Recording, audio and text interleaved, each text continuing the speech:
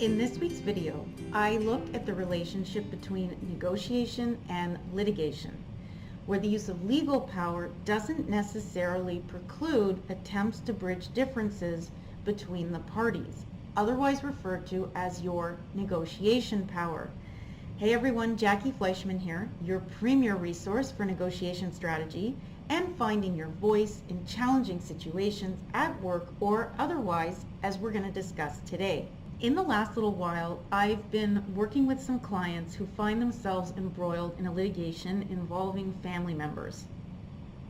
This isn't the professional arena, but it's no less stressful and requires just as much communication finesse as any professional situation. Where do I come into all of this? I help clients organize thoughts and relevant information so it can be communicated efficiently and comprehensively to their lawyer, as well as discuss negotiation leverage and strategy to get the client that much closer to the outcomes they need. Typically, the clients I work with find themselves on one end of a family dispute involving a deceased estate, working through the terms of a divorce, or sometimes a miscommunication between partners in a family business. Regardless of the circumstances, these situations share a common theme. They involve a breakdown of a close family relationship that has far-reaching implications on the entire family dynamic.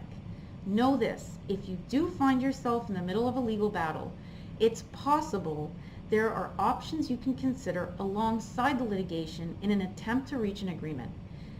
There are 3 things that you can consider and possibly include in your overall strategy. Number 1, act in your own best interest. Yes, I know it sounds crazy, it sounds obvious, but it's not.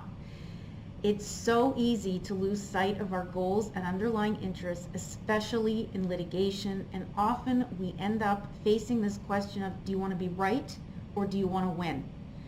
Distrust is constantly increasing, emotions are running high, and before you know it, you're focused on the being right or the incorrect aspect or issue that gets you wrapped up in this vortex of conflict. And I call it the conflict tornado, where you're spinning around in circles and you lose sight of the issues and the challenges and why you're there in the first place. Another consideration, what's it going to cost me? What's it going to cost me to get through this case and win and get the outcome I need? You have underlying interests that you're trying to protect or enforce. That is why you're here.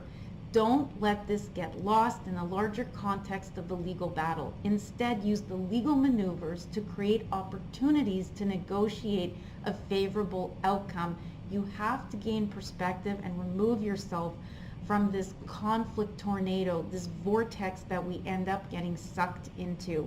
Creates this constant sense of malaise, almost like we're walking around with vertigo when we're in the middle of this situation. Number 2, second strategy, think better, not bitter. What do I mean by this? There are benefits to having an open mind when it comes to keeping the lines of communication open with your opponent, and I absolutely know how difficult this can be and is. But if it's a business partner or a family member, there's a chance you can reach a resolution. Legal bills are expensive, ongoing, and a constant reminder that the longer this goes on, the higher the costs are financially and emotionally. So as fatigue sets in, positions can soften, leading to an opening for an agreement, or at least a discussion. And it's the whole, you can approach it from a help me understand. Why are you doing this? Walk me through what you're thinking type of thing.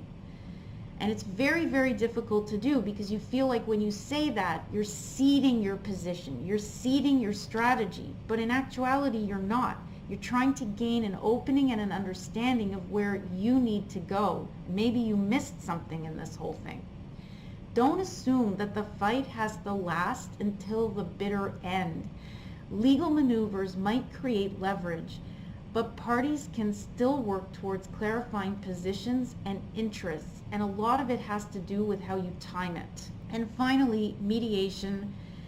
which most people are very close to and feel that it doesn't contribute anything. But here's the thing, sometimes, and more often than not actually, in the middle of these conflicts and these disputes, direct communication in the midst of a dispute, it's not possible between the parties themselves. So in this case, it might be worthwhile considering using a trusted mediator who can act as a go-between.